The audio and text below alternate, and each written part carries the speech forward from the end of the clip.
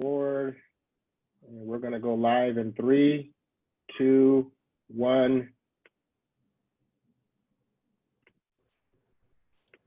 Welcome everyone. Welcome everyone who's joining us at this moment. We are so excited to have our 4th day, our culminating day for the Family and Community Engagement event. We see our partners are logging in and are joining us. We see the numbers going up. So welcome. As you join us today, type on the chat box, what city are you joining us from? What district are you joining us from? Type a quick hello. We'd like to get to know who are the partners in the house today. So welcome, bienvenidos a todos. We are going to get started here pretty soon. We're going to go ahead and give a few minutes for people to join us and say a quick hello. Type up what city are you joining us from today. We see everyone's numbers of attendees are going up. So happy Friday, everyone. This is day 4 for Family and Community Engagement Parent Summit. We are so excited to have you join us today. We have a very emotional, culminating, very insightful, inspiring last day of our event. And of course, there is no such thing as last day in family and community engagement, because our hope is really to ignite the passion and the fire for this partnership work that truly supports children. So thank you so much for joining us today, everyone who's taking the time this Friday afternoon.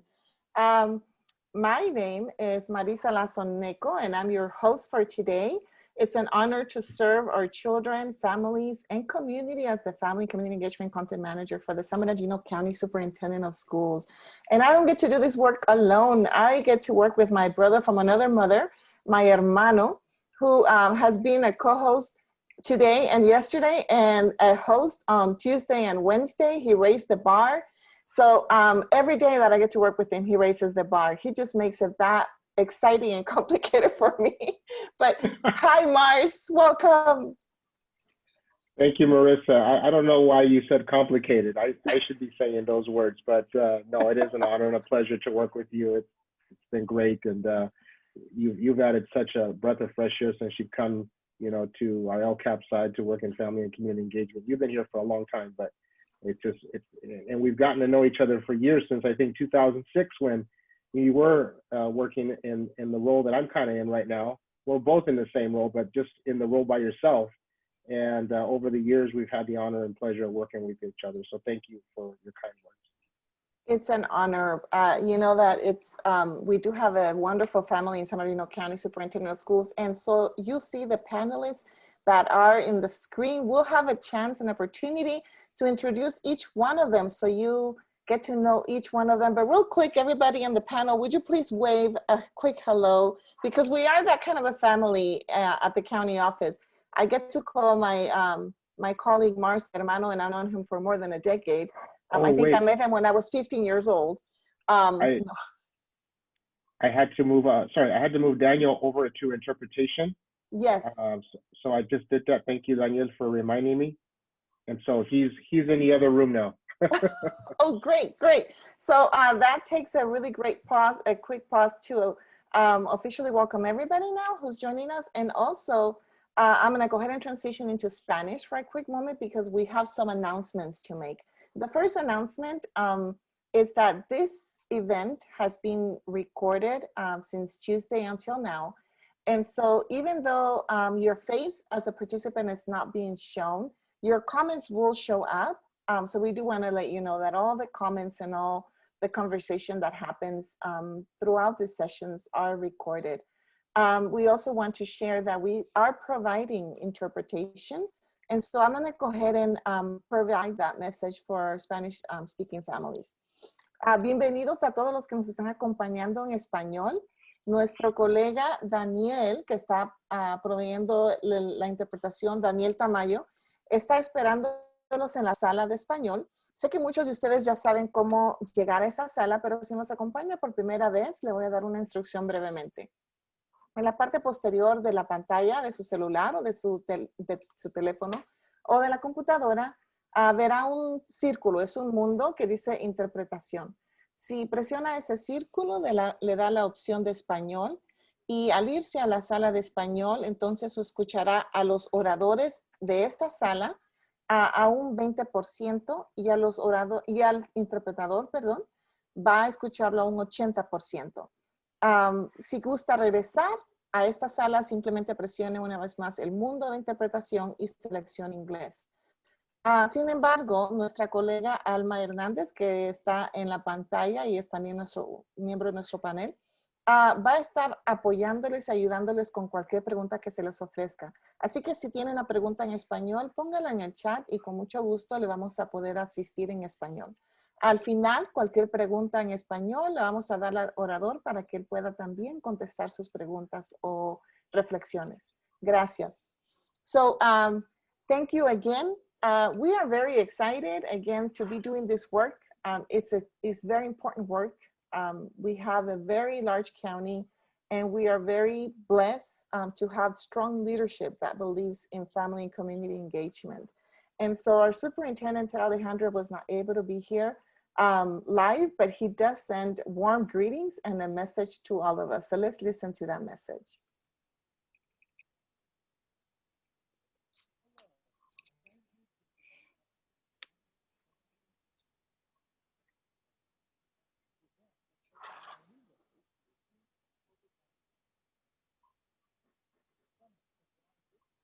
Marissa, the audio is not on, so when you hit the share button, you got to hit the button below that says share audio. Let me go ahead and do that share again. I apologize for that. Let me go ahead and start. The need for connection and engagement. I apologize for that. Hello, and thank you for joining us for the annual Family and Community Engagement Summit. The event has taken on a new look this year due to the COVID-19 pandemic. The summit has gone virtual and will be offered as a 4-day series. Each day will feature an amazing keynote speaker. The need for connection and engagement has transformed, and we have bridged the distance through the use of technology. We now have new opportunities to learn and grow as a community with a focus on equity and access for every student. The summit will prepare parents and caregivers to be active participants in their students' educational journey. I want to thank Cal State San Bernardino Gear Up, San Bernardino County Children's Network, and the Riverside County Office of Education, along with all of our other amazing partners. Your collaborative efforts ensure that we create a vision of equity and a path for everyone in the Inland Empire and beyond. Enjoy your time learning with us. Thank you, Superintendent Alejandro. Those of you who were joining us yesterday, you know that we shared that our county is large. It's very large. It's the largest one in the country. And so if you measure our county, it's as big as the state of Connecticut. So just to put that into perspective, our county alone has as much land and territory to cover as the state of Connecticut. And our superintendent is very busy visiting all the districts, all the sites. And so we want to get him a helicopter, but we can't afford that yet. So because we can't afford a helicopter, he has great leadership that really takes his passion, his goals for community engagement, for family engagement, for everything that supports children. And so he has different people that we will introduce today. One of them we are blessed to call our director, Robin McCaver-Brown, who is our director of LCAP and also oversees the area of family and community engagement. She is not able to join us at this moment. She will be trying to join us later on. You know, life happens, and so she's also multitasking different responsibilities. But she will try to join us later on this afternoon, and she sends greetings to everyone. We also have on the screen, once again, Alma Hernandez, who likes to always hide between the different pictures that we have, but we got a snapshot of her. And once again, Alma will be assisting you with any questions that you have in the chat. Thank you, Alma. And once again, we are very excited to call our wonderful director, Robin McCaver-Brown, our director, that is putting a lot of effort and passion into this day. So before I move on to the next slide, I want to bring in my colleague Mars, because speaking of great leadership that we have at the county, my great colleague has a wonderful surprise. Guest speakers or guest panelists who take that leadership and the vision of our superintendent into the different areas. We call them the ears and the eyes and the hands of our superintendent, since he has got a lot of districts to visit. So Mars. Thank you, Marissa. So, you know, over the years, this work of family and community engagement could not happen without some special individuals that are noted here in this picture. And these three special assistants, Chico, who is in the center there among two roses, is the High Desert representative. Over on the East Valley side has been Carolyn Tillman, who's on the right. And on the left side, as we call her, La Madrina, Linda Miranda. And so they are all retiring today, or not today, but soon. And we were thinking, like, I don't know how we'll have another venue like this to be able to thank them for being such great partners. Anytime we've had an event, they have been out being our voice of ears and eyes and stewards of information. And so we just want to thank you from the bottom of our heart for being those eyes and ears for us, for inviting us also to be part of your work. And it's just been a true collective impact approach. Our superintendent and Barbara Alejandre, who's on here, and we're going to talk a little bit about her today, is always around collective impact and partnerships. And these three right here have been the stellar commitment and example of what partnerships are all about. And we're going to miss them dearly because they are leaving us, leaving the organization. They're not leaving our hearts or our friendships, because we'll continue to be friends outside of this work. But because this is our venue of work, I just want to thank you from the bottom of our hearts. So this is our three special assistants. Marisa. So we had some pictures here, and it was really hard to gather a picture of all three of them in the same place at the same time. It was harder to find a picture of Barbara Alejandre. So as many pictures, and people will call me the photo what did you call me, Alma, earlier? A photo stalker? Stalker. I do stalk people on social media. I haven't been doing that lately, maybe because of the overexposure of social media, but we try to collect as many pictures of our special assistants and also of our wonderful Barbara Alejandra, who we would like to invite to say a few words just to our participants. We know that the area of family and community engagement is close to your heart, Barbara, Carolyn, Chico, and Linda. So if you can say just a few words to our participants today. Let's go in order. So Ms. Carolyn, if you could go first real quick. I'm overwhelmed, and I'm going to keep it together because it's hard to say goodbye, but it's not really goodbye, because the work has always been such a passion. My pastor always says that you don't retire from, you retire to. And as long as there are families and children and schools, I'm sure that I will always have something to serve, some place to serve. And so although I may not represent the organization officially after December, I will still be around. So get used to seeing my face just in a different role. God bless each and every one of you. It has been a privilege to work with you. Couldn't have done any of this work without you. I hate to start calling names because I'll leave someone out. So when I say you, it really is you. I love you, and look forward to the next chapter of my life. Thank you. Thank you. Linda.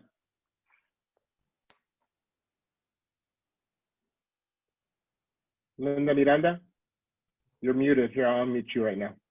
Oh no, I can't unmute you. There you go.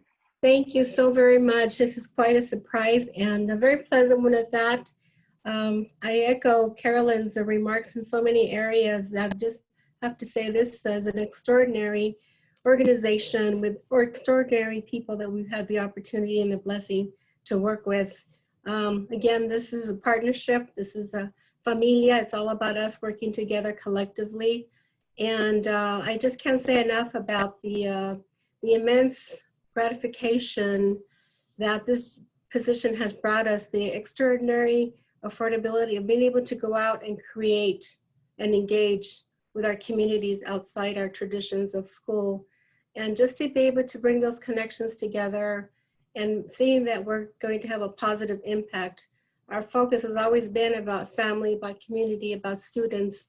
So when we've been doing that, it's been such a joy and so easy to be able to carry that mission out, because when you keep your eyes and your ears focused on who you're doing this for, it really doesn't even become a job. It's just something that you just love to do. And truly, this has been a really marvelous experience. And I too am sad to be leaving in December, but God has plans for us. I'm sure, as Carolyn has said, you may not be seeing us in the official role as special assistants, but we will definitely still be engaged. I know that I still plan to be engaged in many areas in my community, and prayerfully I'll be able to be a little bit more, have a little bit more direct impact with certain groups that normally we're not able to because of time constraints.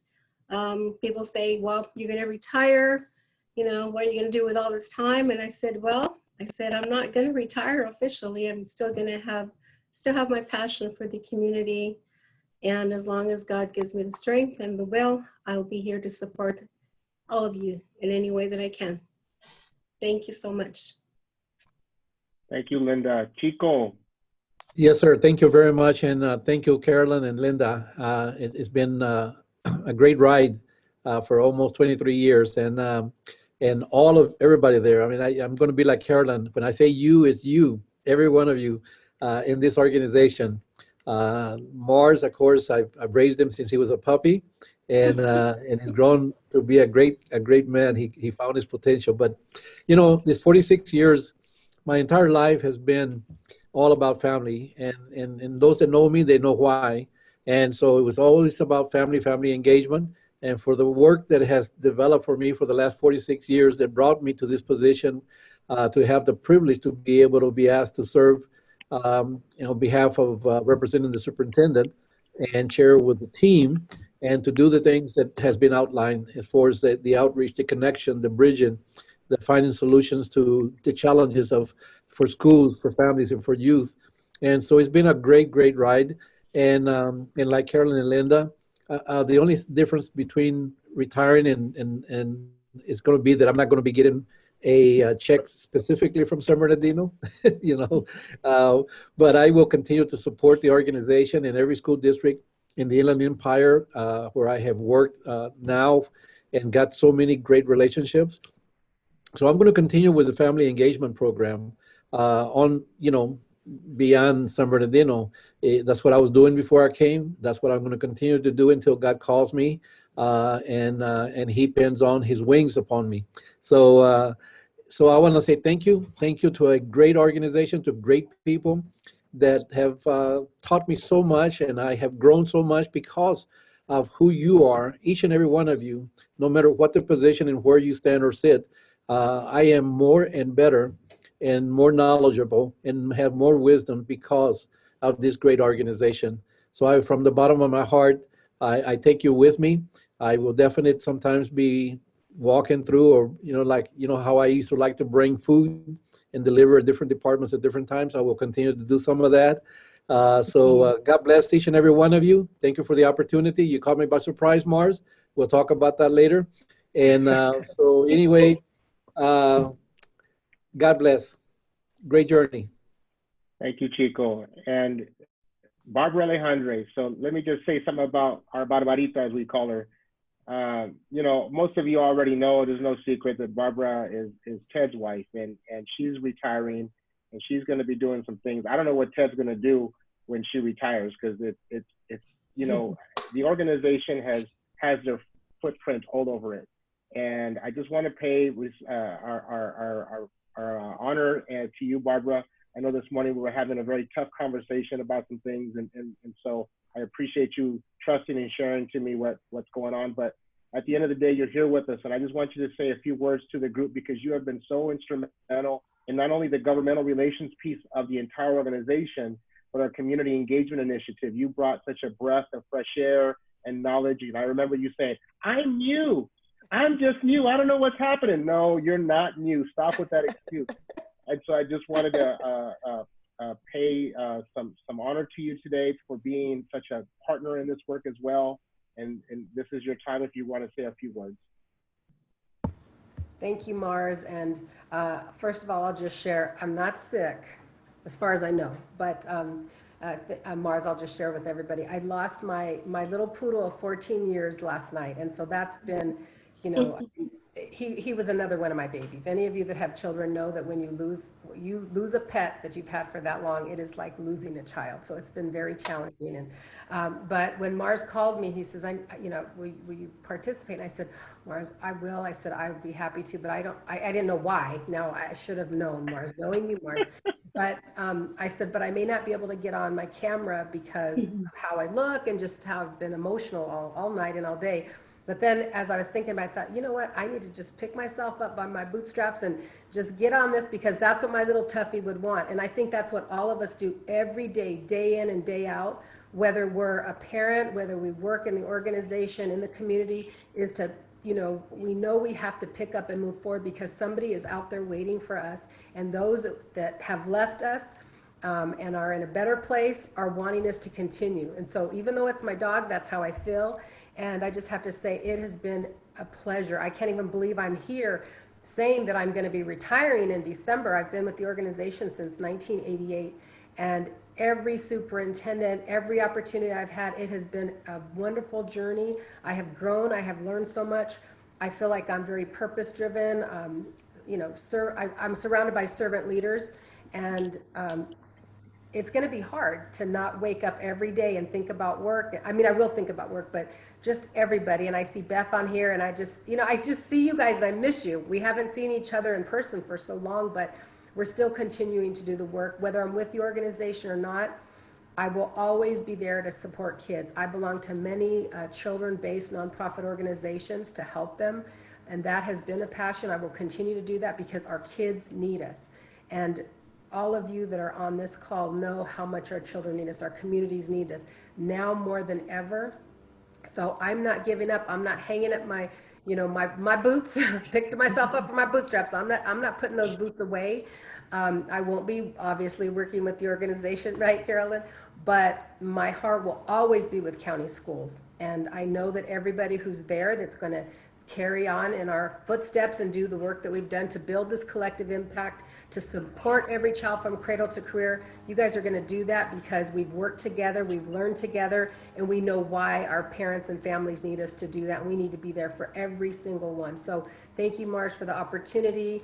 CEI was it was like a short stint, and I still feel like I'm a new person there. I see Stephen on, and again, like Carolyn, you said you can't mention everybody, but the special assistants, you guys, I love you, Beth, Mars, and Marisa, and Stephen, my newest brother.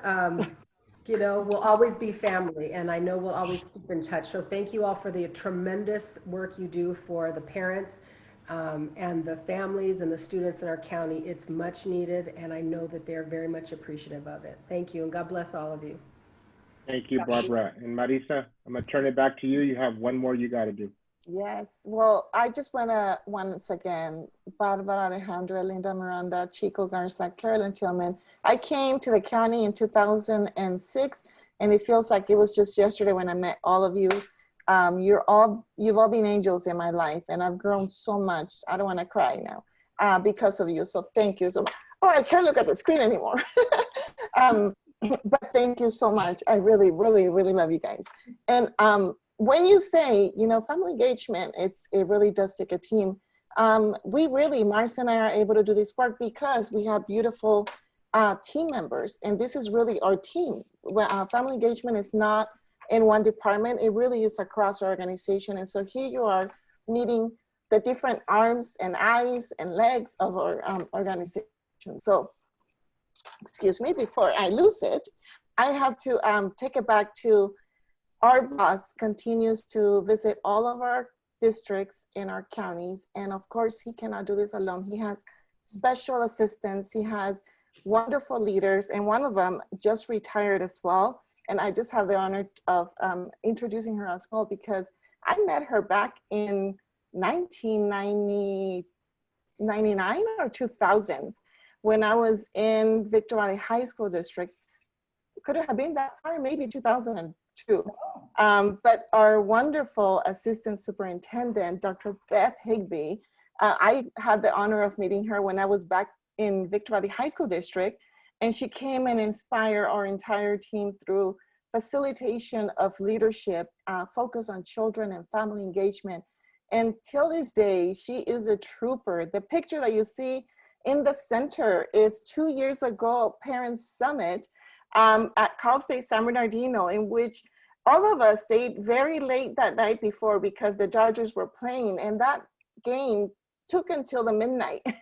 And so I think we all just didn't sleep that night. And our wonderful Dr. Beth Higbee showed up representing the Dodgers, of course, and representing that she is part of a team of family and community engagement. So I just have the honor to say, Dr. Beth Higbee, it has been a privilege and honor to be in the department that you lead. You've always been a true believer of family and community engagement. And especially the last year with the statewide community engagement initiative, you have been there for us and been there at every meeting that you can, as busy as you are. So thank you so much. We thank you for your time. We know that you retire, and we hope that the alarm didn't ring for you this morning. But we're just so thankful that you are here. So I would like to turn the mic over to you so you can say some words with us, since this event started really, the planning of this event started under your leadership. Well, it's been a great honor to work with the family and community engagement leaders and participants across the county. And I did start a little part-time job after I have left the county because I'm not good at not working. And you should hear me brag about you all and family and community engagement, all of you in the districts, all of you working together. I am so proud of all that you've done and all that I have learned from you. And I think that what we've done across San Bernardino County is a huge and important step that needs to be going on across the country. And I just applaud all the work that you are doing as servant leaders and as citizens of the community and the world. I am so proud to have been a part of all this, and I will continue from a different spot, but I will always be cheering you on. Thank you. Thank you so much for your leadership. Once again, thank you to our panel for joining us. This has been a very emotional but afternoon, but those of you who are joining us, and many of you have been touched by this leadership here before you, you know why we have to pay honor and tribute to the amazing legacy they are leaving, and they will continue to do as you heard, they don't ever retire from, they retire to. So we look forward to continue to see your impact in the community. Thank you, each one of you. And so we are celebrating leadership. Let's give it a round of applause. Yes. Thank you, Carolyn, for reminding us that we always have to cheer. So after this emotional moment, I want to say that today we are going to continue to talk about leadership. And so thank you, because you've joined us maybe Tuesday, where we started this wonderful event, just celebrating how beautiful it is to be human. And Dr. Daniel Walker walked us through the confessions of an imperfect parent and how we want to be perfect but have grace towards ourselves. You also continued on Wednesday with our wonderful Dr. Sergio Chavez, who talked about the equities and the inequities that we need to really take to heart and see how we can continue to be heroes and advocate for our children, and not shy away from those challenging conversations that we need to have so our children can have what they need. And so we had that reflection and conversation and call to action. And Laurel Mars, help me with her last name. I do not want to butcher it. Kirchhoff. Kirchhoff. I am an English learner always at heart, and so it always comes up. So Laurel Kirchhoff, continue to talk about those gaps in technology and the equity, and how can we support parents with tools. The fact that they have a technology in front of them does not mean that's already there to support children, but how do we help them navigate technology? And so today we will continue to talk about leadership around family engagement, but kind of go up a little bit and look at the infrastructure and what does it take as a leader to lead a district around the area of family and community engagement. So kind of, we wanna now take this global view. And in order to do that, I wanna welcome one of my colleagues that's gonna help me introduce our keynote speaker, at least for the first few slides, because our keynote speaker, actually, we visited him already almost a year and a half ago. We visited him on the last March, as we were doing site visits. And I had the honor of visiting the Verde Unified School District with our Community Engagement Initiative team. When we walked in, we had different focus groups with parents, with students, with teachers, and they all spoke about the partnership goals, their focus around children, their different initiatives that they have, which they brought everyone from the community together. And right before leaving, our wonderful superintendent, Michael McCormick, came in and said, well, you can't leave the visit without taking a tour to our TV station. It's a TV station that's led by students completely. And so what you see in front of you, it's our visit. Of course, there's me taking a selfie. Mars will say that I'm the selfie queen. I'm not that much of selfie queen lately, but I do love taking pictures of the moment. And these are the pictures that I took of our tour. As you can see, they had plenty of awards. I took a screenshot of a wall of awards.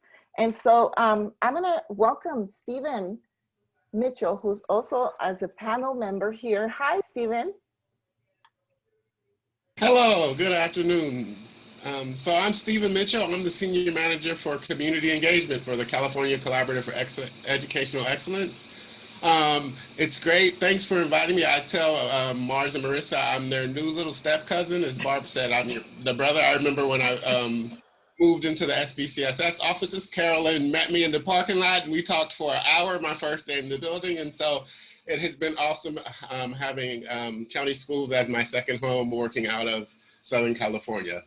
And so as Marissa said, I work in partnership with SBCSS, CABE, and FIS, leading the Community Engagement Initiative, which is a statewide effort to grow engagement efforts, create peer-to-peer relationships, and develop and implement and grow promising practices of engagement across the state. Last March, we did a roadshow across the state and visited 10 districts, and Verde was one of those 10 districts. And we spent an entire day, as Marissa said, talking to the community members, talking to families, talking to students, and we said, there is something here. Verde is doing it right. Verde has something to show, something to share, a story that others around the state could learn from. And quintessential to that, and all of the messages, was the power of a leader who supports the work. And so giving the opportunity, Verde will be joining us on our year 2. So congratulations for becoming part of the Community Engagement Initiative.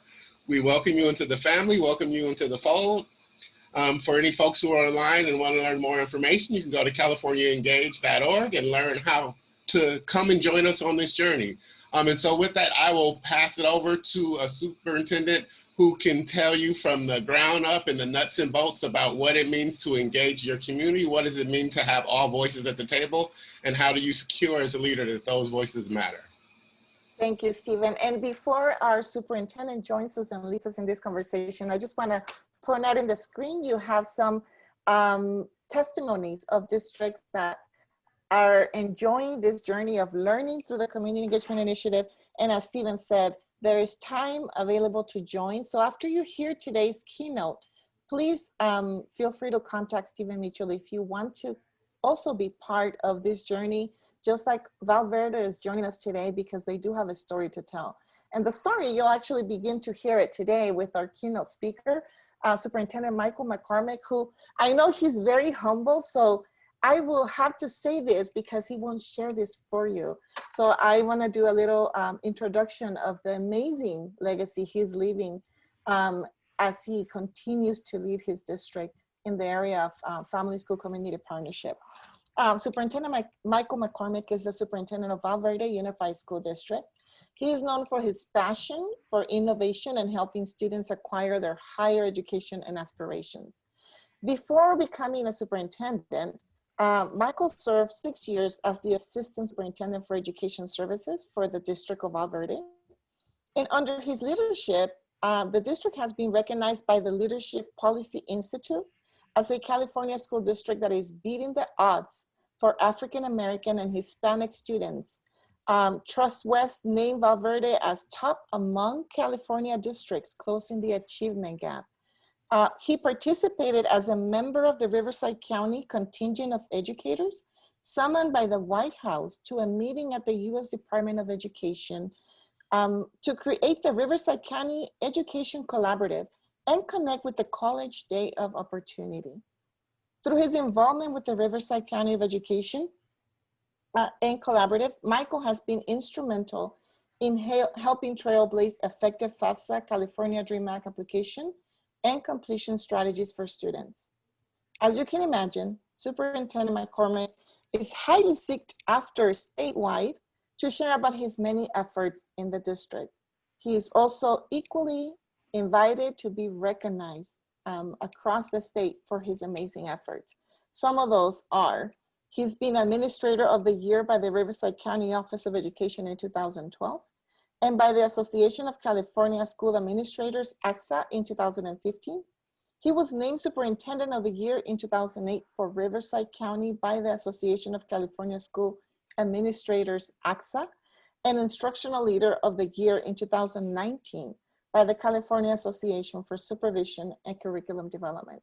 So we are just honored. Words cannot say enough how honored we are to have such a powerful, strong, and humble leader that really speaks from the heart about how you bring families and the community so we can all work together and support education system so more children can have a wonderful school year and life and future. So Superintendent McCormick, thank you for being here with us. Thank you. Let's welcome him with a round of applause, everyone. All right. Clap. And I'm gonna go ahead and stop sharing so you can share. Yeah, that's awesome. Well, Marissa, thank you so much for the kind introduction, and Mars, appreciate being with you all today. And to our, over 100 attendees, congratulations on a really robust virtual, summit that we've got here. And my congratulations too to the people that were honored today. This is the work of the heart. And, I'm so grateful for your service and the work and the impact that you've had. And Barbara, I got to tell you, when you lose a family member like you did, it just tears your heart out. Sometimes, my little Bitsy was the best listener. And, sometimes you just need that ear. And so my heart goes out to you. And so I'm going to kind of, do this in two ways today. I'm going to give you something that I'm kind of passionate about. And then I'll flow into some of the things that you heard about, just the community engagement initiative and some of the things that we've done in Verde. But I really wanted to give you something that I've found that I think is, pretty important. And so I will, let's see here. I'm going to go ahead and see if I can get screen sharing going. Let's see here.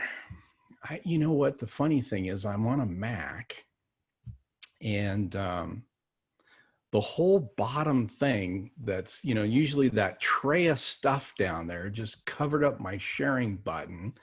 So let me see if I can do something with my display here and move that stuff out of the way. and then we'll do some screen sharing here. So give me just a minute to find the display button on here. Where is that? Let's see here. Here we are. And we'll go arrangement. So bear with me just a second here. See if I can get that. There we go. Now we're in business. It's not good when you can't find the sharing button. That's not saying much about my technology prowess here. All righty. So I'm going to use a kind of a new technology that was just released in Zoom. And it's a little bit of a different look for you. So that might be something new for you. And the super cool thing about this is if I'm covering up something important on this side, I can move over to this side. And this is just a little bit about me. And I think what I most want people to know is, you know, not only am I active on Twitter, love to be part of your professional learning network. You can give me a follow at Valverde Soup, but also at Valverde USD. And just the little kind of few characters that you have on Twitter, I try to have that sum up what I'm about. And so it's passionate educator, innovator, and technology enthusiast dedicated to increasing opportunity and access for each student. And that's really what has driven me and the work that we're doing in Valverde. You know, it's interesting that when COVID hit, I really thought about this Eckhart Tolle quote, which is, whatever the present moment contains, accept it as if you had chosen it. Always work with it, not against it. Make it your friend and ally, not your enemy. This will miraculously transform your whole life. And that may be a little bit more meaningful as we kind of go into this presentation a bit more. So the guy with the pointy hat in this picture, the birthday hat, that's me. I'm about 4 years old, and that's my dad that I'm next to. And I kind of did a little cutout because, you know, when you kind of look at the whole picture, it looks like, oh, there's a happy kid on his birthday. Truth be told, I was scared to death. And it's one of those things where I think my mom said, hey, it's your birthday, run over there and jump up on the couch and sit next to your dad. And one of the things that was a challenge for me growing up is my dad, you can see what he's holding in each of his hands there. In one hand, he's got a cigarette, and in the other one, he's got a can of beer. And my dad was a full-fledged alcoholic. And about a year later, my mom and dad divorced. And so I was with a single mom, and I can remember coming home from kindergarten to an empty house. They had separated. My mom was a waitress at a coffee shop. And, you know, those of you that are a little bit older, you might remember that term Latch Key Child. You know, it was the kids that had the house key hanging around their neck. And I could definitely say that was me. And I didn't know any different. I just knew that I would get home from kindergarten, you know, walk home, let myself in. And my instructions from my mom was, you know, as soon as you get home and you're safe, you call me at work. And so I remember the rotary dial phone, you know, so I would call and check in with mom. And, you know, unfortunately, the two things that my dad is holding in his hand took his life in his early 50s because he just couldn't shake, you know, that addiction to alcohol. And, you know, one of the things I remember about my dad from my early life is I never knew which version of my dad I was going to get. Was he going to be the happy drunk, or was he going to be the mean drunk? I could tell you some stories. And I think that unpredictable behavior from my dad was something that influenced my very early life. And by the way, it's stuff that I've carried with me today, because I really, with these early experiences, grew up in fear. And again, that fear was based on just, I didn't know who I was going to get. And so that's kind of a long way of saying that, school was my safe haven. It's where I could be around adults who I could predict their behavior. And I knew what I was going to get. And so I just, at a very early age, I really craved school. And I could say, at least early on, it wasn't so much about the academics, but it was about the caring adults that I saw, that were there to serve and help students just like me. And I was a different kind of kid. This is me at about 10 years old. And I had just this passion. I was going to learn how to ride this darn unicycle. And there was nobody there to kind of teach me how to do that. And so I guess what I want to relate about this story is our students that we serve have all kinds of passions outside of school time. And for me, this is where I learned about grit and perseverance and setting my own learning goals and tracking my own progress.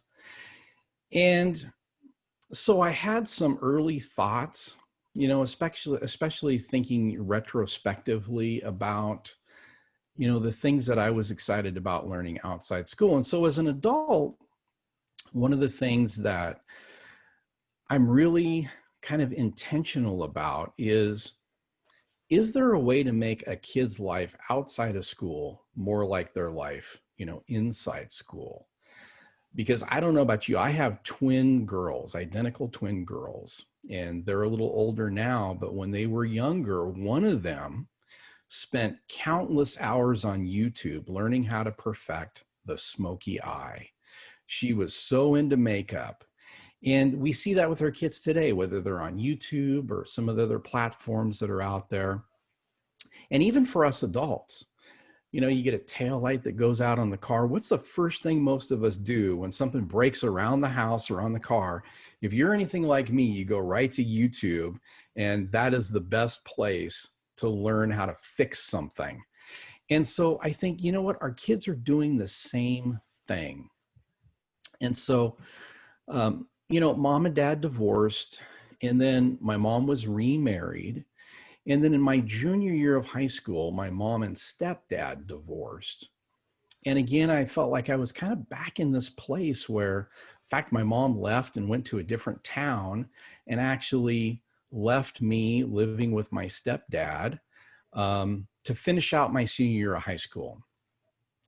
And so another kind of a key moment for me is I was called into the principal's office in my senior year of high school. And principal, very stoic, he slides an envelope across his desk and says, "This is for you."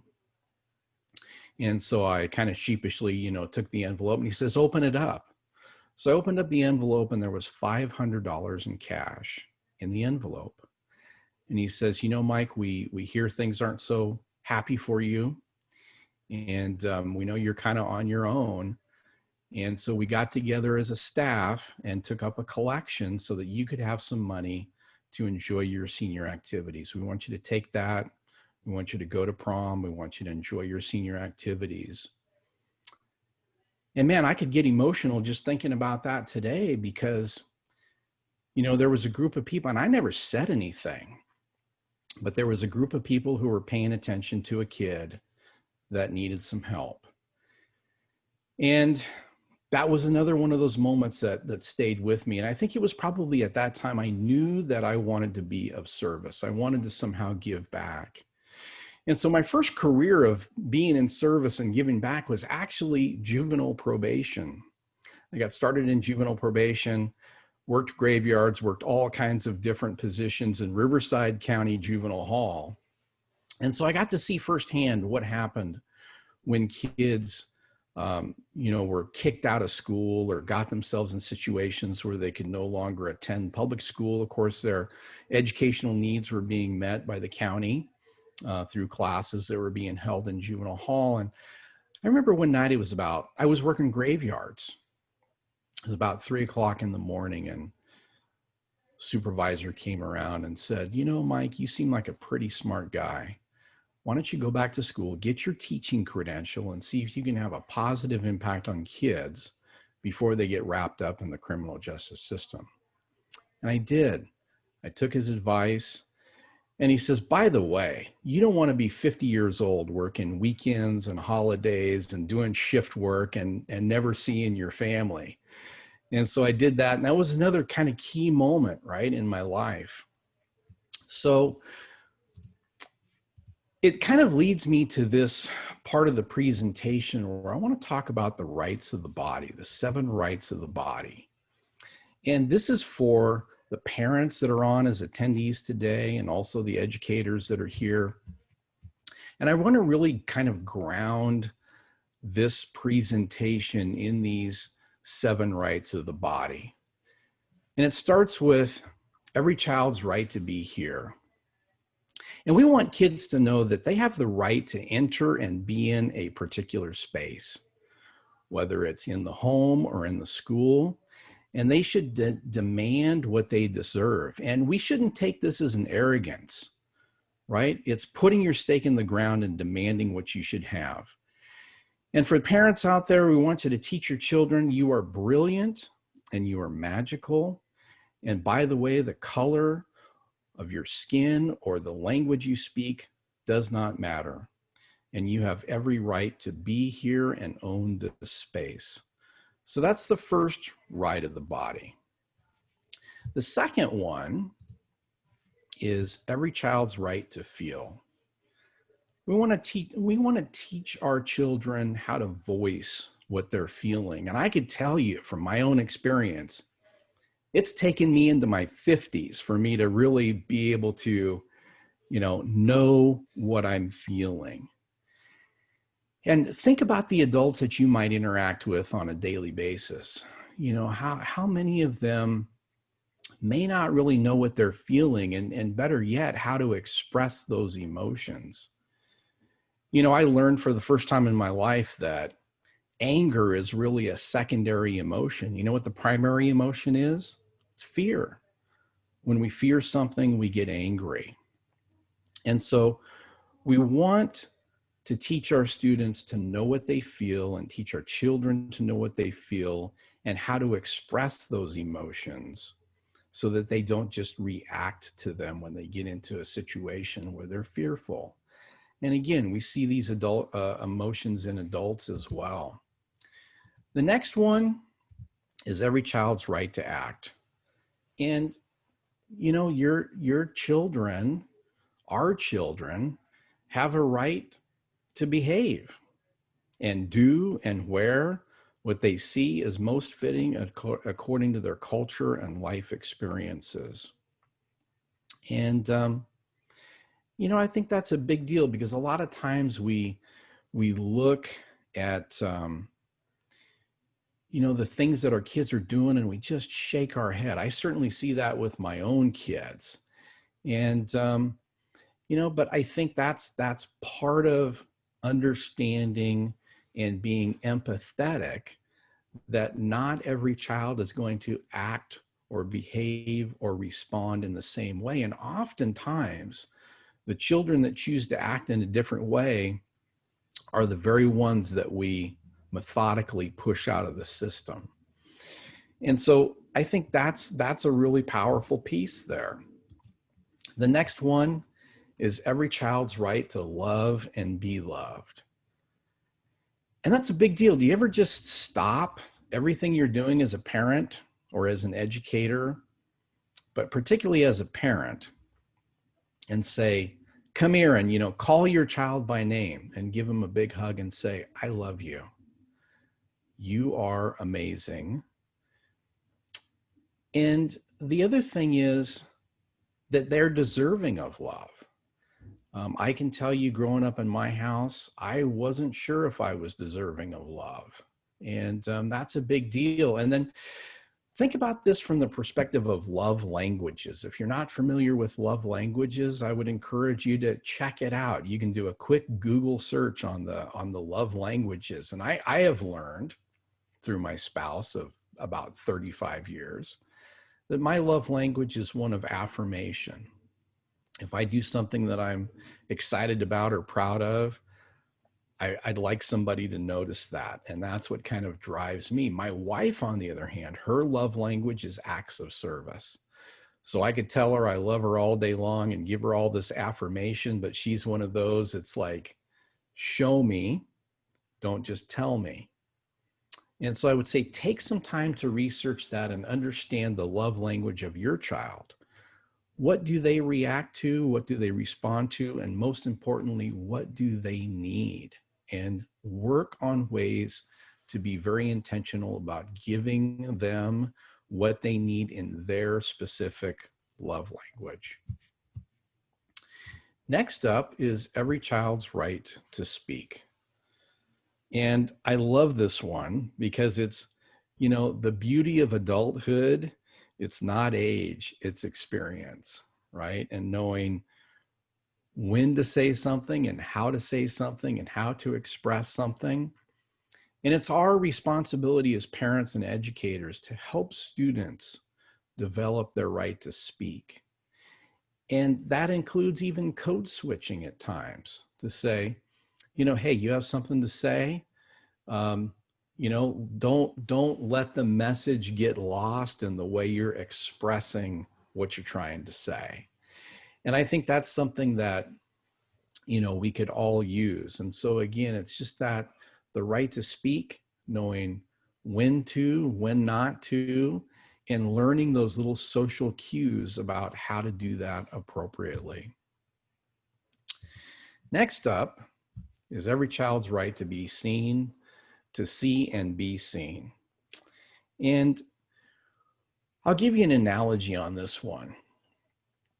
You ever take your own son or daughter, your own children to the museum? Classes certainly go to museums and they look at you know, sculptures and pieces of art. And what we learn through those experiences is that we all see things differently. And we all develop different views about how the world looks to us. And so I think this idea of seeing things in different ways is something, again, to be very empathetic towards. I know my own children see the world through a very different perspective than my wife or I do. And by the way, my wife and I also see things in a very different way.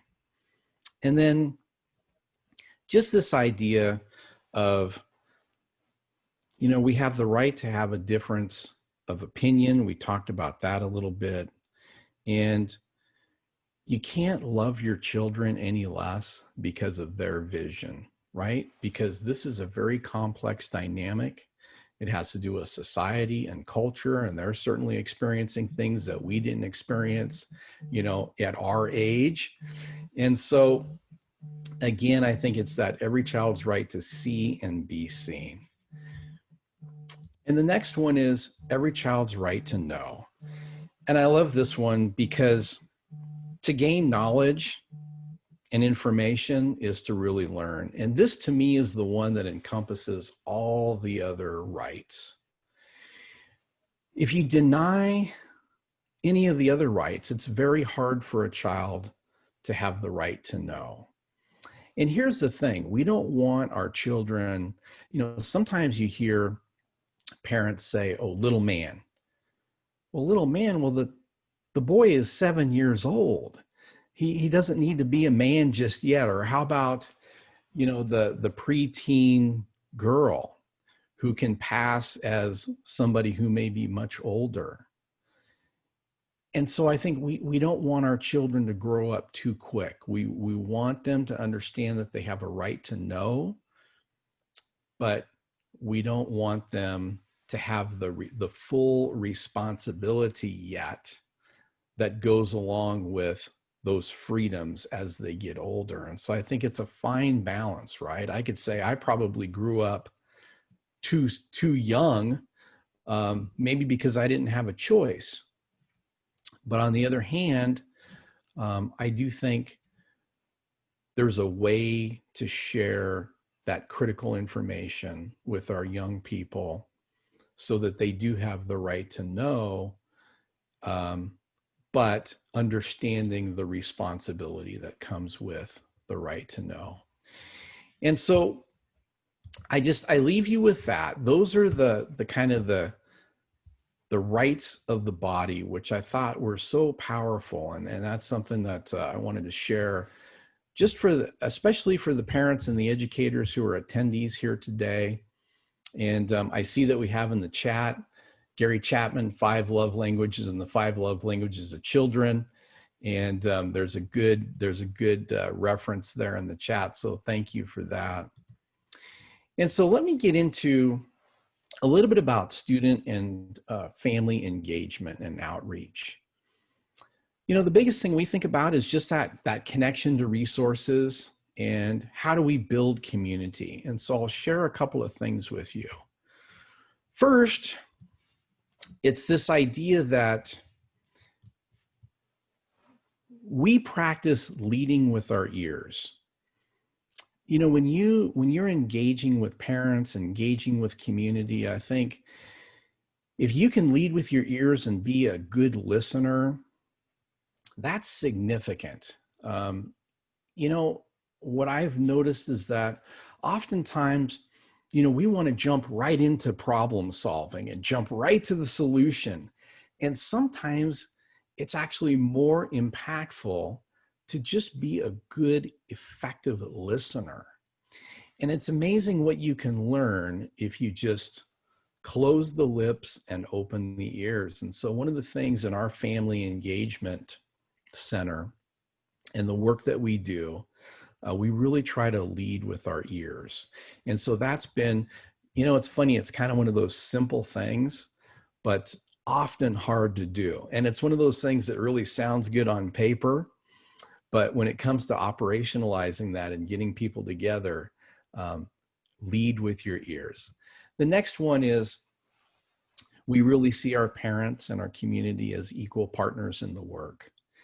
You know, oftentimes we're faced with these statutory requirements to solicit input. And so we create the plan, you know, as good educators, and then we deliver the plan out to the community for them to comment on the plan. And what we've learned is that that's not the best way to approach the work. It's really to be good listeners and view your families through a strength-based lens. You know, we have to be humble and say, we may not have all the answers. And it goes back to some of those rights of the body, right? And I think that's the connection here, is how do we listen and how do we act? And when we see our parents and community as equal partners, it really changes the whole dynamic, because it sets us up to be a listening, learning organization. And there may be things that we think we're aware of, and when we check with our parent and community partners, we find out we're way off base. And so the solutions that we create together, this is really kind of a co-creation of solutions. And when people are involved in the process early on, not more traditionally like later on, that was mentioned earlier, but when people are involved early on, it gives them much more a feeling of responsibility to the plan and much more ownership over the plan. So I think those are kind of the 2 key things that guide our work, is leading with our ears and seeing our parents and community as equal partners. And so what have been the impacts of COVID-19? Well, certainly it's been about limited access to instruction. How do we monitor instruction? What kind of professional development do we provide? What is our family and stakeholder outreach? And certainly there's a big concern around mental health, not only for our students, but for the adults and parents in the system. And so these have been some huge shifts and challenges in the way we do our work. And we were fortunate in my district in that we've been, one-to-one take-home district for many years now. And so all of our students have laptops that they get, and then they take home, and they go back and forth with them, and they keep them over the summer. And then we have a 4-year refresh cycle. So every 4 years, we're kind of refreshing 25% of our fleet of laptops. And so what that means, even for our high school students, is they should get a new laptop in their freshman year. They can use that for their entire high school experience. And then at the end, they can actually purchase that device for $10. And so it gives them something even to take into their post-secondary aspirations or their career, wherever they think it can be helpful for them. And so the access, I think we kind of solved in terms of device. I think one of the issues that we're all facing is, how about internet connectivity? And what does that look like? And we don't have that solved yet. I don't know that any of us have that 100% solved. And again, how do we monitor instruction? And so you can just see that COVID-19 has had a significant impact on the way that we do our work. And I'm going to focus pretty much on the family and stakeholder outreach and engagement. And so what does that look like? Well, it looks like doing a lot of things just like we're doing here today. We have interactive meetings. We make the recordings available. We collect the comments, and we do surveys. And we always, where possible, have a translator. And I want to thank the person who's doing the translating today. I'm trying to keep my pace down a little bit to make it a little bit easier for everybody. But that's huge, is to create content that people can access through language. And, Zoom has been wonderful for us because we've done the Zoom webinars like what we're doing here. And then there's even a way to connect Zoom to Facebook Live. And so we can have the closed captioning on Facebook Live.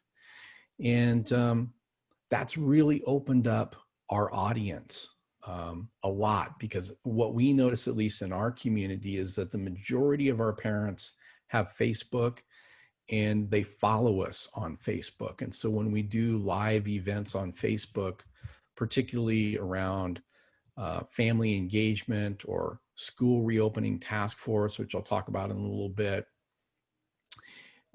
it's dramatically opened up access for people that are interested in helping us create a plan. And so here's just a few of the different things that we've had that make up our stakeholder engagement. We've had 3 virtual town hall meetings. We're now up to 12 virtual reopening schools task force meetings. We've had a tremendous battery of staff and student and parent surveys.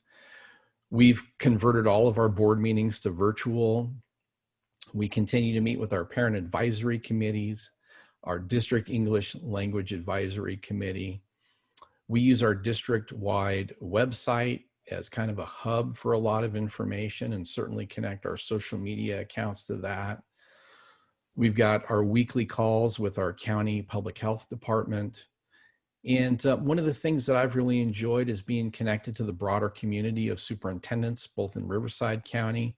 Today, we had our joint superintendents meeting with Riverside County and San Bernardino County. And I got to see some old friends and connect with some new friends. We can't forget negotiations, our labor partners. And again, that's about kind of co-creating the plan together. And so all of these things going around the wheel here help to inform us, make the best decision possible. And it really goes to this, or it speaks to this idea that diverse teams make better decisions. And then finally, I'll just mention, we've got about a 50-member student task force. And I learn more talking to the kids sometimes than I do from any of our other stakeholder groups that are there, because really, this is the group that we're here to serve.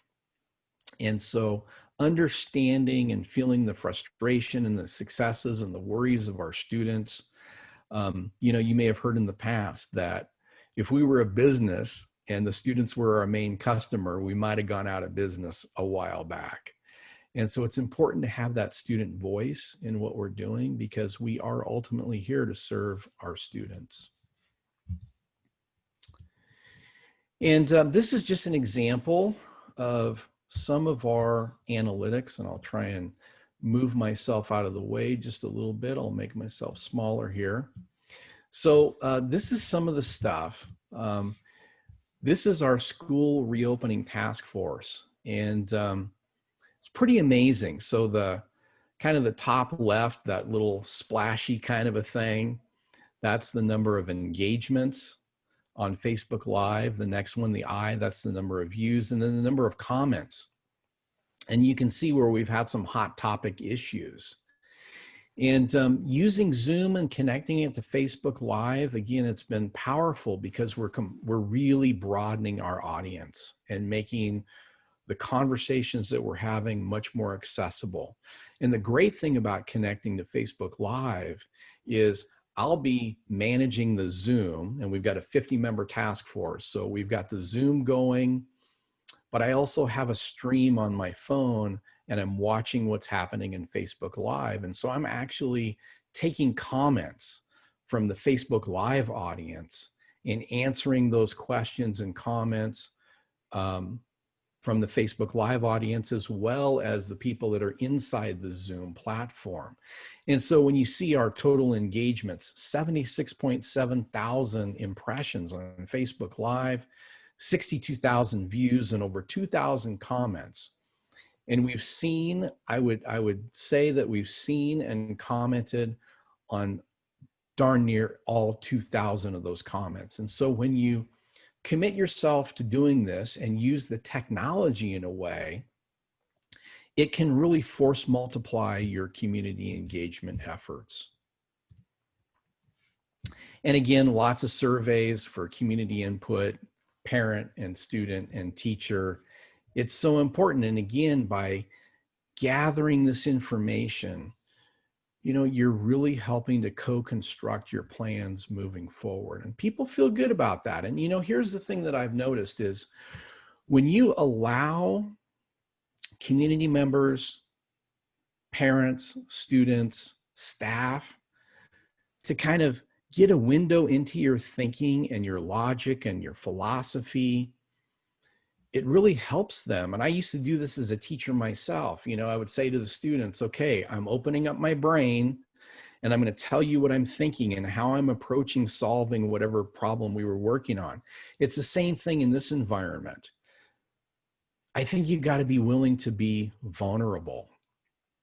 When you're vulnerable, people can connect with you.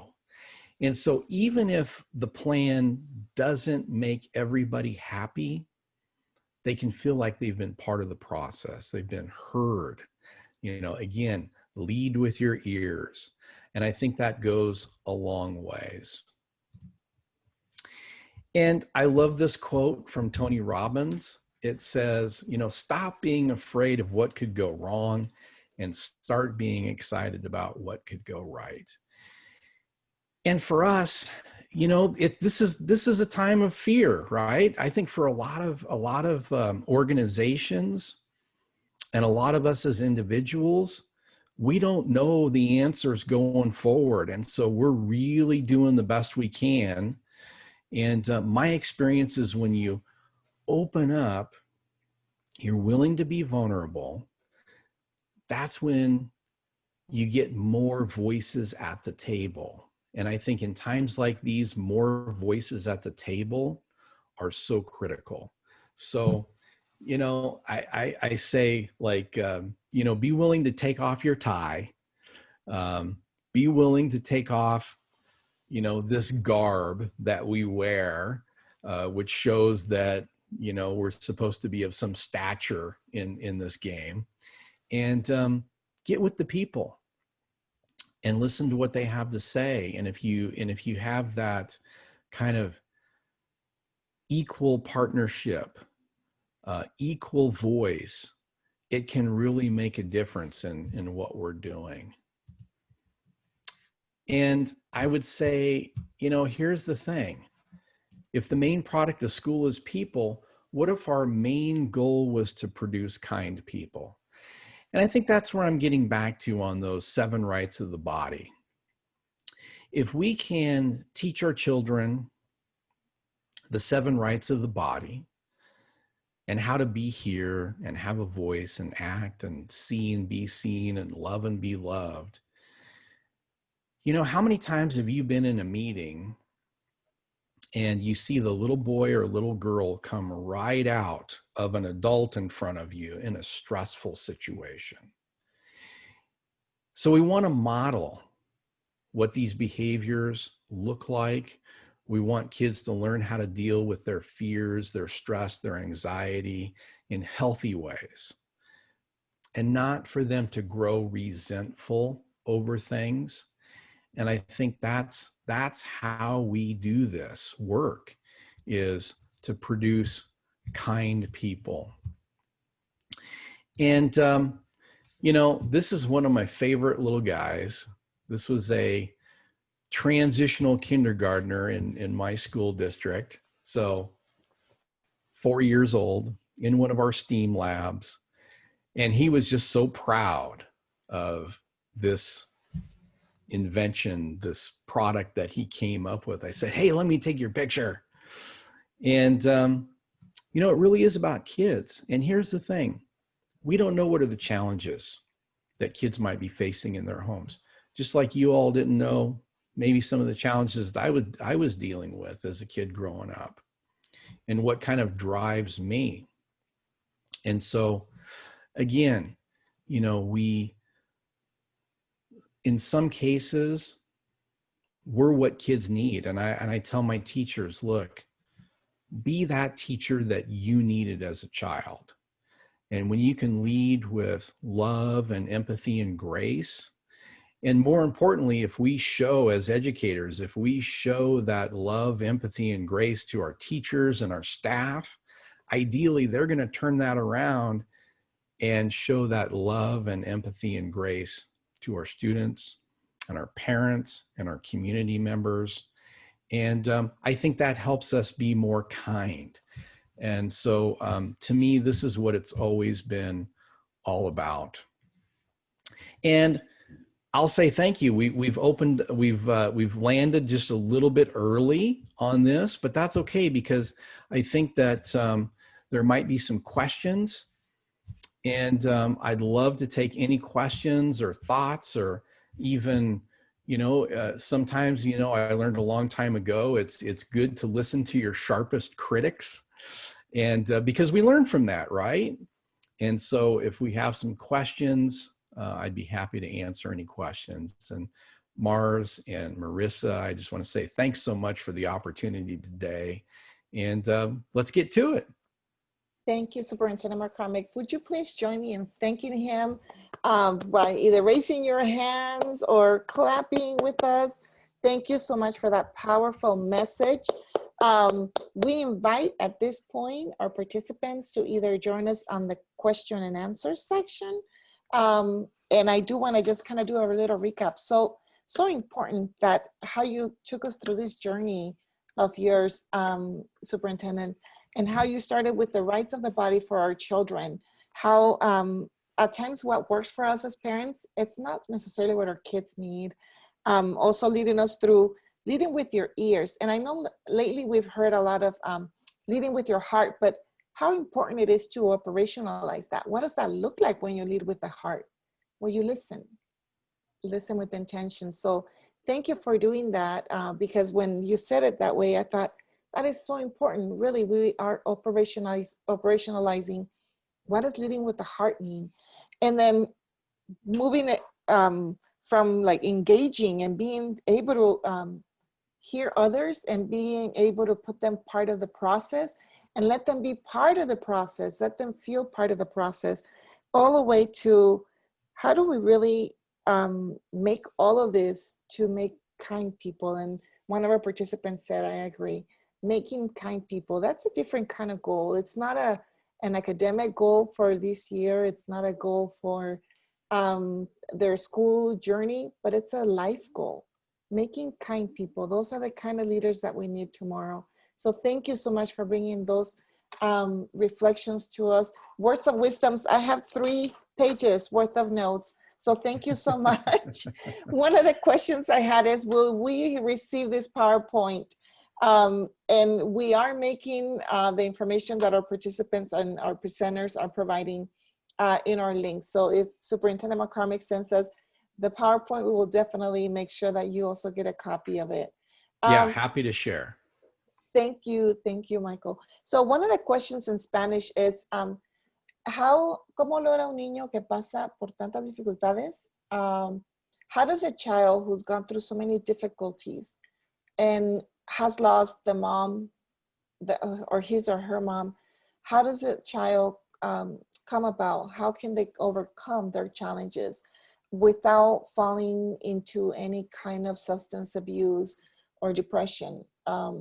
What would be that child's main drive to really move ahead and overcome those challenges, in your opinion? Yeah, I think something that we have to find, and hopefully it's earlier rather than later. And like for me, just to kind of get personal a little bit, there was a lot of alcoholism on both sides of my family. And I saw what that looked like. And, so I kind of made a promise to myself early on. And I think you don't necessarily, I think that always stays with you. And I can't imagine the loss of a parent is just so traumatic. But I think it's not about, look, you can decide to live in pity and have good reason to be very sad and depressed, or that tremendous heartache can be used as a launching pad to help others and to be in service to others who may have experienced such a tremendous loss like you have. And so, I heard it said once that our greatest failures and our greatest heartache can actually be turned into some of our greatest strengths. Mm. And, hopefully, the young child that may have experienced that loss can feel the love of others that create that supporting network for them. And to always, I think keep in mind that parent who was lost, what would they want for their child, their son or daughter? And to use that as some inspiration moving forward, to keep that promise, to be a good son and a good daughter and, make a difference in this world. There is so much opportunity to be a difference maker. And I'm convinced in my older age that we do a lot of work collectively, but there's still the power of the individual. I'll give you a quick example. We had a student visiting from China a couple of years ago, and great kid. And he got to talking with some of the staff in our family engagement and our second language acquisition departments. And what he learned is that in Verde, we have a number of undocumented students, dreamers. And COVID hit, and he was asking me about meals. And I said, well, we've got money and we're serving a lot of meals, but you know what? that doesn't necessarily include meals for the weekends. He says, you know what, Mr. McCormick, I'm going to do something about this. This young man was 15 years old. He went back home and he created a GoFundMe account and he raised over $10,000. And that money is earmarked to feed our undocumented, our homeless, and our foster youth over the weekends. And we just received that money, transferred it from GoFundMe into a district donations account so that we can now create a plan together in what would be the best use of distributing meals to those families in need over the weekends. This is one 15-year-old kid who's done this.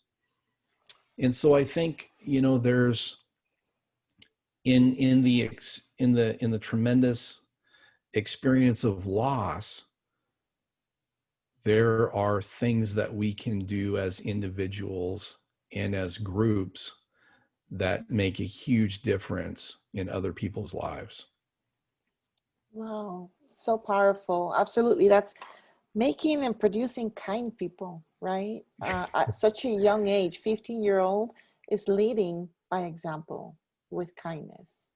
What a beautiful testimony. Thank you for sharing that with us today. We have another question. In Spanish, it says, ¿puede darnos una estrategia para guiar a una madre soltera a aprender a recibir ayuda, por favor? Would you please share with us a strategy on how a single mom could learn on how to receive support? And I'm imagining, how could a single mom tap into resources or receive support from district experts or in the community? Yeah, you know, it's I would start with knowing who the people are that are doing family engagement in the local school districts. And you know, I think a lot of school districts now have an emphasis on family engagement. At least I hope they do. If they don't, hopefully this is inspiration for them to be thinking about doing this work. You know, and reaching out. You know, just the very act of having enough courage to reach out to a school district, that can be a really scary thing.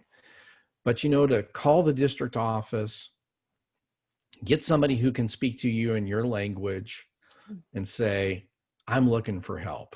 Where can you send me?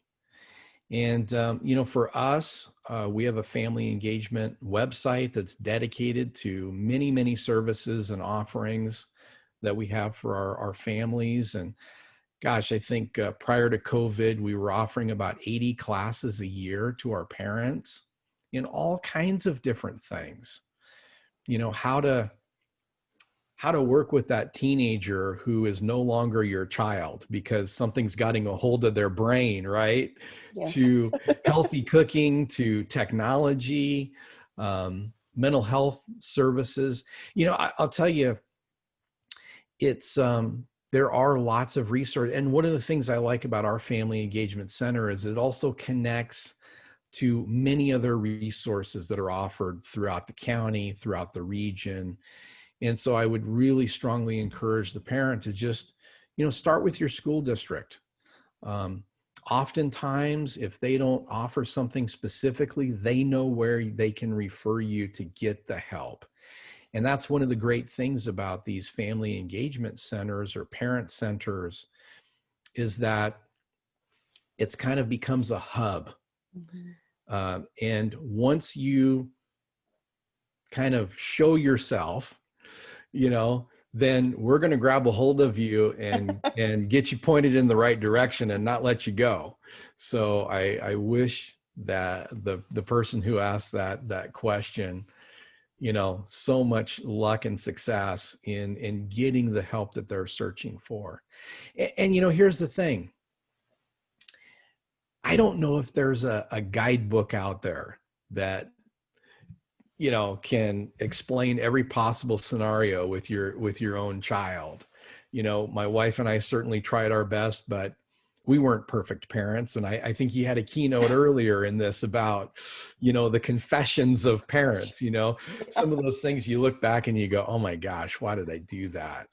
The things that keep us up at 2 a.m. saying, Yeah. how can I do this differently? Yeah. That's beautiful. And it connects again to leading with the ears, right? So when we are listening and serving families at a parent center, leading with our hearts by listening, effective listening, and connecting those that are reaching out for support. It's really humbling to hear how you have brought everything to a humanistic leadership, Superintendent McCormick, because you really have put a system in place at the district. But in each one of those systems, you've made sure that people don't forget that these are not systems they're serving real people. And it shows not only by your leadership, but in everything that follows your actions from leadership at the student community. And I got to tell you, I got a lot of hangups. But one of the things I'm blessed about, one of the things I'm absolutely blessed is we have an amazing team.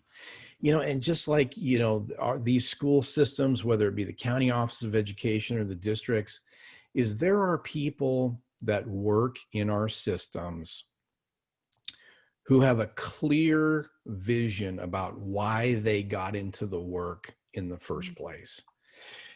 You honored 4 people today who had a clear vision about the work that they do and why they engage in the work and why it's so important. And those are the people that we want to empower, those servants. And I think it even extends to our students. Our students want to do good things.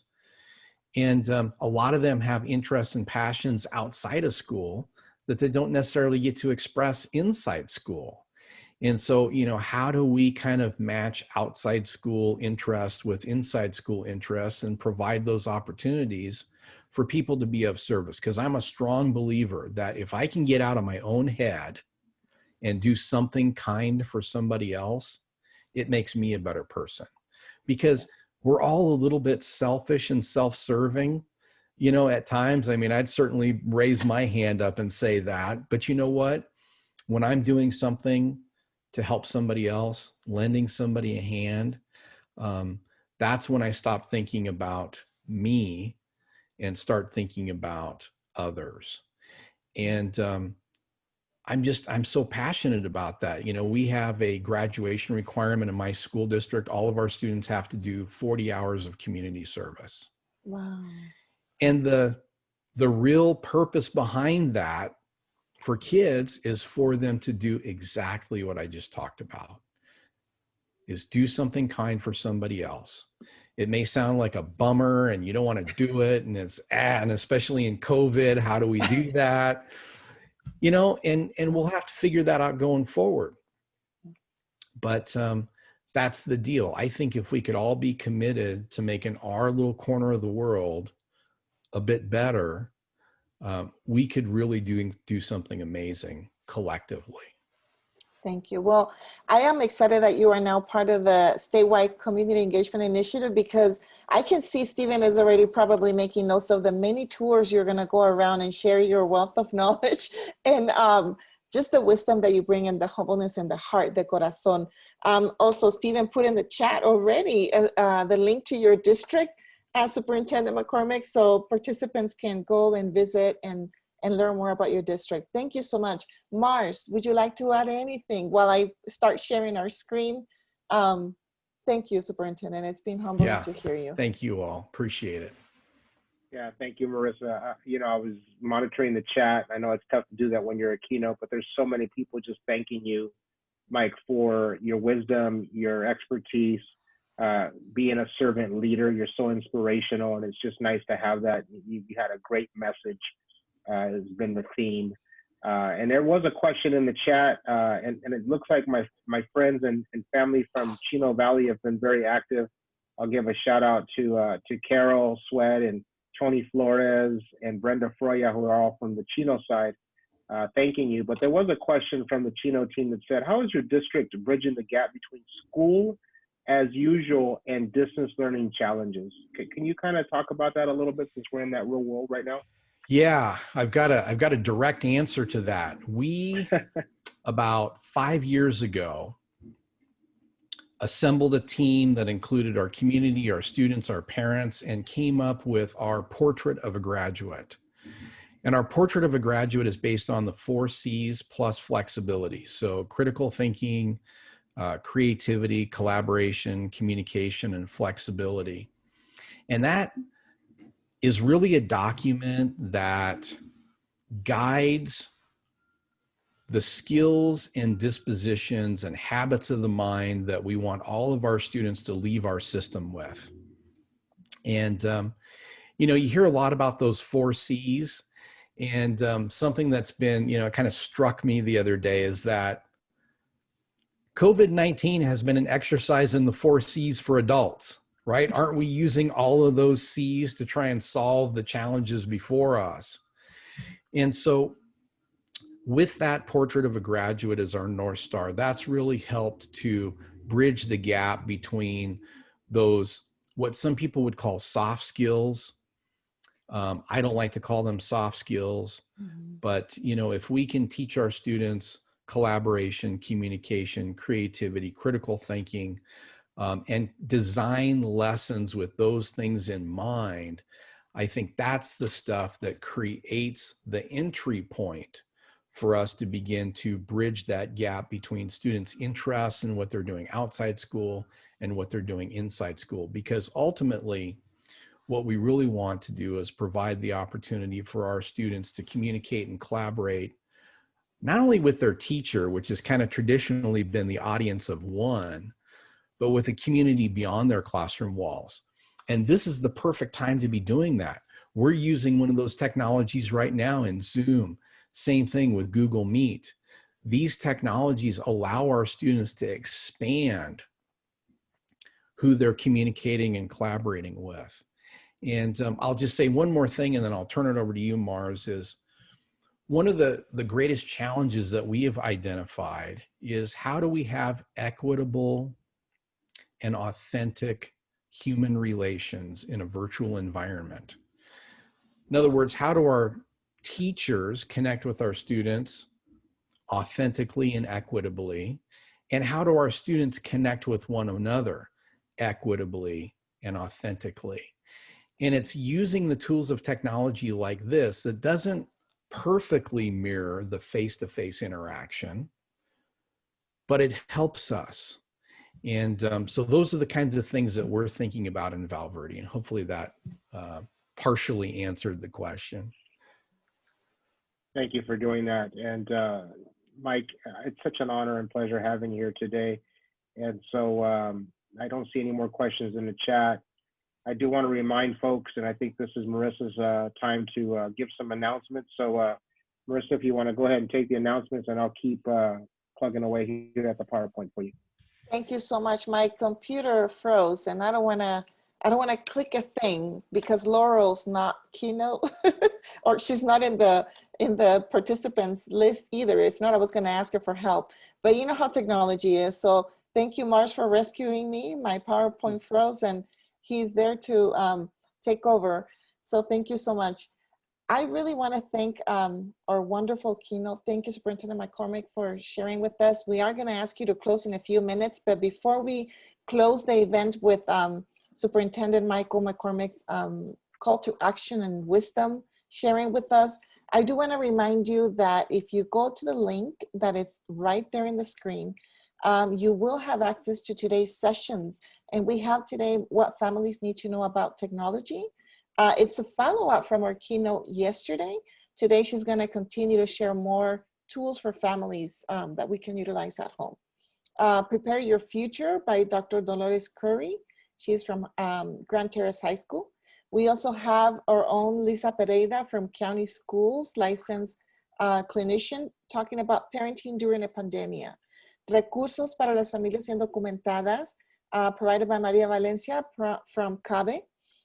Introduction to a Microsoft 365 and Google Suite by Maria Valencia and Laura Diaz from CABE as well. And this is a Spanish session. Also, Alcanzando Equidad en Juntas IEP, Estrategias para las Familias by Dr. Paul Luelmo from San Diego State University. And just a quick reminder to everyone, all the sessions that have been provided throughout the week are still available. You can click on them anytime this weekend or next week. Please feel free to share those with your friends. You can always go to the link and share that YouTube link with anyone who you feel needs to also receive the tools and supports. And of course, our very own 4 keynote speakers will be also available to you. Mars. Thank you, Marisa. And before I keep moving, I see that Robin McGyver Brown is on, and I've made her now co-host. So Robin, if you're there, we'd love to have you come on and say hello to Mike and say a few words. Hi, Mars. I am in transition. I have heard every word. Thank you so much for rounding out this fantastic week of dynamic keynotes and unprecedented breakout sessions. Your words were on point. Thank you so much for all you do. Our partners in Riverside County Office of Ed, we thank all of our partners across this entire county that have helped us to make this a beautiful week of learning for our parents. And we want to encourage everyone to get connected to their districts and their schools and continue to reach out and be a part of the parent and community engagement. And finally, I want to say thank you to all of the guests that were honored, all of our assistants to the superintendent, our chief intergovernmental relations officer, and also our beloved Dr. Beth Higbee, who was our ESS assistant superintendent. We thank all of you for your years and your hard work and commitment to community engagement and really allowing us to take it to these new heights. And last but not least, I can't forget our California Collaborative for Educational Excellence. Thank you, Stephen, and the work that you are helping us lead along with Families in School and CABE across this entire state. Every district, get involved. Thank you so much, Mars and Marissa and Alma, for all that you have done this week. Thank you, lovely boss. We missed you this early at the beginning, so we're just so excited that you were able to join us. Thank you so much. Also, a very special thanks to our 4 keynote speakers that our beloved Robin just mentioned. Thank you to all of them. Not all of them are able to be here, but when you click on this presentation and you see this presentation, thank you for having joined this week from your heart, leading from your heart and leading from the ears, listening to our community and serving them. Thank you. And ladies and gentlemen, I want to give, again, thanks to Daniel Tamayo, who's been our interpreter this whole week. He has done an amazing job.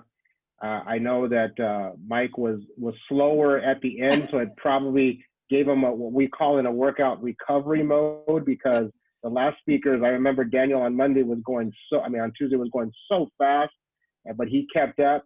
And then Mike was like the recovery mode in a run, right? Like he got to slow the heartbeat down and got us to close this beautiful Friday evening here with us. So thank you so much, Mike.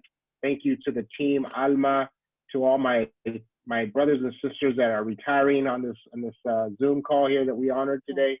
Love you all. Thank you for the opportunity. And Marisa, I hand it back to you. Thank you so much, Mars. Thank you to all of you joining us this afternoon. Thank you, parents. Thank you, community partners. Thank you, staff that is just getting off of work and able to join us to continue the work that you're doing as you lead in the classroom, as you lead in the community, as you lead from home. Thank you so much, because you have made the time. And we know that you have made it because you care. You care about your children and you care about our community and our future for our kids. So thank you so much. Here's information from us. And I want to make sure that today, our wonderful and inspiring keynote speaker closes us with some words of wisdom to our community. Superintendent McCormick. Yeah, thank you again, Marissa and Mars. Appreciate it. And I'll just leave with one of my favorite quotes from Confucius. Goes like this: "It is in sharing that we are shared." And so be willing to share be willing to be vulnerable, be willing to be humble, share your stories, because that's how we have a collective shared experiences, through sharing with one another. We don't need to do this work alone. There's some great resources out there and some wonderful networks. So get connected with those networks. If I can ever be of service to you in any way, please don't hesitate to reach out. Because we've shared this experience, you now get lifetime support from this guy right here. So, you know, when I say that after a lot of keynotes, and it's amazing how few people actually reach out. But if you do reach out, I'll be sure to get back to you. And if I can help you in your journey in any way, that's a legitimate offer for you. Again, follow along with us at Valverde Soup, at Valverde USD.